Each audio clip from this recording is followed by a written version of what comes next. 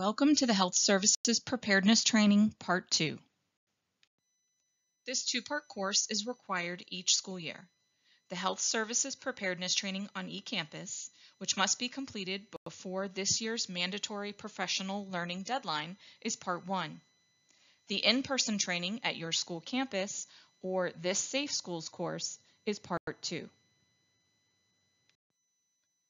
The objectives for Part 2 are to increase awareness regarding common medical conditions and their related emergency situations, to increase preparedness for response to a potential medical emergency, to observe demonstration for implementation of related protocols and medication administrations, and to demonstrate understanding through a knowledge check.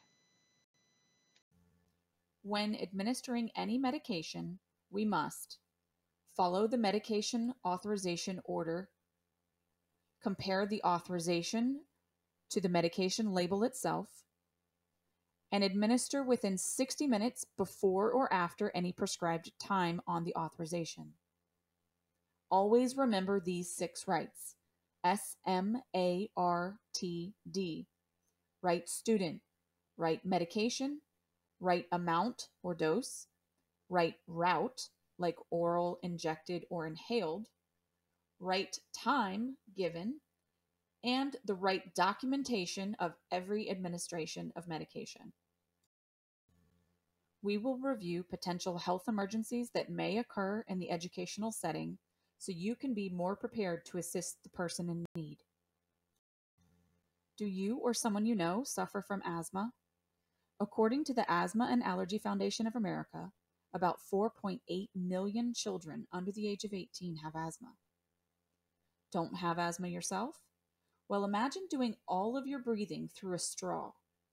This is how an asthmatic feels as the airways start to narrow, swell, and produce extra mucus. Recognizing potential triggers is important in preventing an asthma attack. An early recognition of symptoms is important to prevent a delay in treatment. Be sure any student with difficulty breathing is evaluated by the clinic. Don't ignore the complaints. The treatment for an asthma episode is a rescue inhaler that works quickly to open the restricted airway. Students who have a rescue inhaler on campus must have a valid authorization completed by their licensed healthcare provider. Some students may be permitted to self-carry and/or self-administer their rescue inhaler according to their authorization that's reviewed by the school board nurse.